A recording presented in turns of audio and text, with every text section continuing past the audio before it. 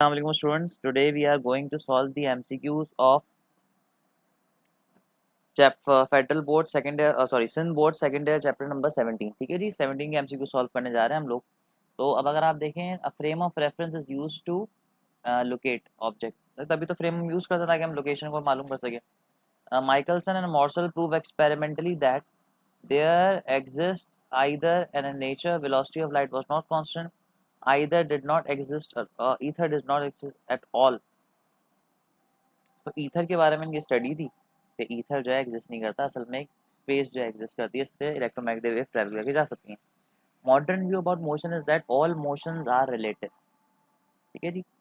The mass of a particle moving with velocity of light, वो जो है वो क्या हो जाता है, इनफाइनाइट हो जाता है. Special theory of relativity suggested that with the increase in velocity of an object its length decreases. ठीक है जी. According to special theory of relativity which of the following quantity changes with increase in velocity. तो सब चीज़ें change हो जाती हैं. Space and time in special relativity are, space और टाइम जो है वो सबके सब रिलेटिव है. Einstein theory of relativity suggested that the laws of physics are same in all inertial frame. सही है. Speed of light is free is universal. सही है. Speed of light is dependent of the speed of the object. सही है. तो all of these सारे object postulate जो है वो सही माना जाता है. Which of the following Newton law of motions are valid. In which of the following, किस में वैलिड होता है, तो इनर्शियल फ्रेम में. ठीक है जी. एक्सीलरेटेड फ्रेम में वैलिड नहीं होता, इनर्शियल फ्रेम में होता है. A non-inertial frame of reference is the one which moves with uniform acceleration which is always at rest on earth. All of the above. Inertial जो नॉन inertial फ्रेम है वो कुछ भी कर सकता है और उसके अंदर जो है कुछ ना कुछ एक्सीलरेशन मौजूद हो सकती है. ऑल ऑफ द अबव नहीं, ए आंसर होगा इसका. And inertial frame of reference one which has zero acceleration which is at rest or move with uniform velocity. तो ऑल ऑफ these इसका आंसर सही है. रिलेटिव काइनेटिक एनर्जी का formula तो बेटा मैंने ड्राइव को बताया था, ये वाला फॉर्मूला होता है, इसको हम इस तरह से भी निकाल सकते हैं. ये जो टोटल एनर्जी होती है उसमें आती है रेस्ट मास एनर्जी और काइनेटिक एनर्जी. जब काइनेटिक एनर्जी निकालेंगे तो ई में से रेस्ट मास को माइनस करना पड़ेगा. ई बराबर हो जाता है एम सी स्क्वायर के, ई बराबर हो जाता है एम नॉट सी स्क्वायर के. सी स्क्वायर कॉमन निकालेंगे तो ये वाला फैक्टर बन जाएगा. In photo electric effect the kinetic energy of the electron is directly proportional. The kinetic energy directly proportional किसकी होती है, फ्रीक्वेंसी की होती है. Which of the following will be a good absorber of heat radiator. Heat radiation. अब black jacket, क्योंकि अच्छी तरह से एब्जॉर्ब करता है ब्लैक कलर, ब्लैक बॉडी से रिलेटेड होता है. Which of the following is correct. अब ये ब्लैक बॉडी के बारे के पोस्टुलेट्स हैं, सबके सब सही माने जाते हैं. Speed of photon is equals to the speed of light. Amount of energy related to the breaking of 1 kilogram of matter. कुछ भी नहीं करना, E is equals to M C square लगाना है. 3 एक्सपोनेंशियल 8 आंसर आ जाएगा. According to Einstein theory of relativity the speed of light is a universal constant. The amount of energy required to eject photo electron work function कहलाता है. The photo electric effect which of the following increases the intensity of, क्या चीज़ बढ़ जाती है, number of emitted electrons जो बढ़ जाता है. Photo electric effect was explain on quantum theory by Planck's, sorry Einstein. Quantum theory के बेसिस पर जो है उन्होंने इसको एक्सप्लेन किया. तभी तो हमने is to M C square ही पढ़ा था इसके अंदर. खैर.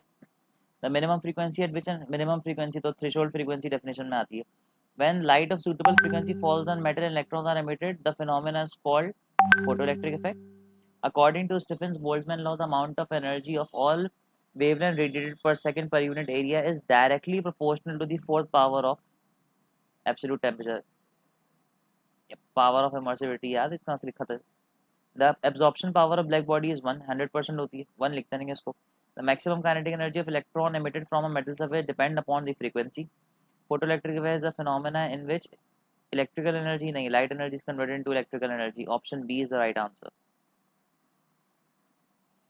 A photoelectric current depends upon intensity of light as it varies directly as the intensity.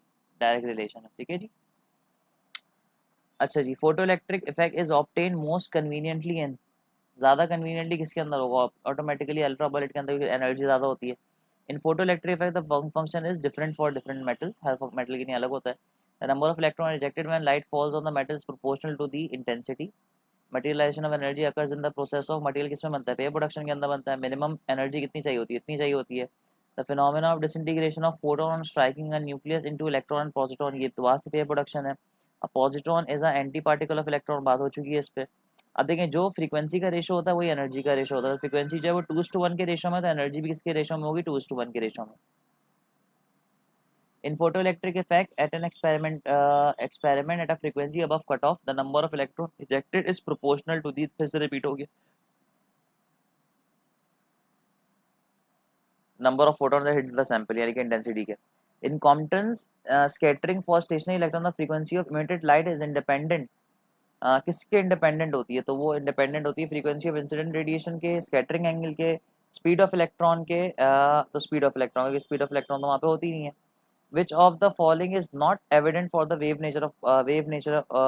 nature of matter?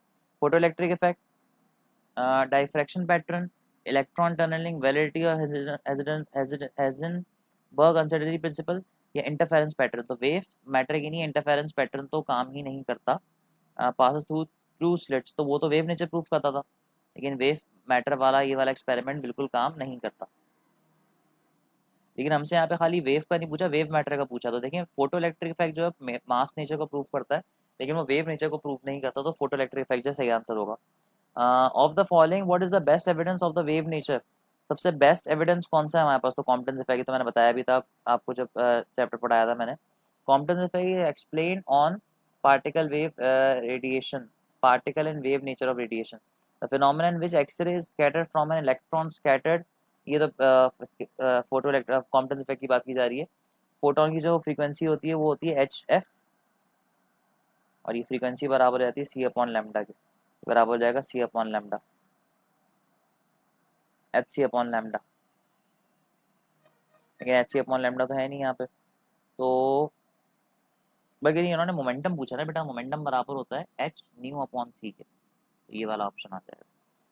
Photocell is a device that converts light energy into electrical energy. The phenomenon in which masses of an electron positron combines as energy, the pair annihilation है ये. The reverse process of photoelectric effect is, photoelectric effect के जो उल्टी process होती है वो क्या होती है? फोटोइलेक्ट्रिक इफेक्ट में क्या होता है? लाइट आती है, टकराती है, इलेक्ट्रॉन निकल जाता है. आ रही है बात समझ में? इसका उल्टा क्या होगा? इलेक्ट्रॉन आए, टकराए और लाइट निकल जाए. समझ में आ रही सारी बात है? तो एनिलेशन जो है वो है. When electron positron annihilated, the number of gamma photon, कितने फोटॉन निकलते हैं? दो निकलते हैं ताकि मोमेंटम बैलेंस हो जाए. De Broglie's hypothesis was experimentally verified by Davisson and Germer. Sorry ये रहा Davisson and Germer. The wavelength of de Broglie wavelength becomes smaller when mass becomes larger. ये इनवर्स रिलेशन होता है, ये वाला फॉर्मूला होता है. Getting the concept of matter wave was introduced by de Broglie. ठीक है स्टूडेंट्स.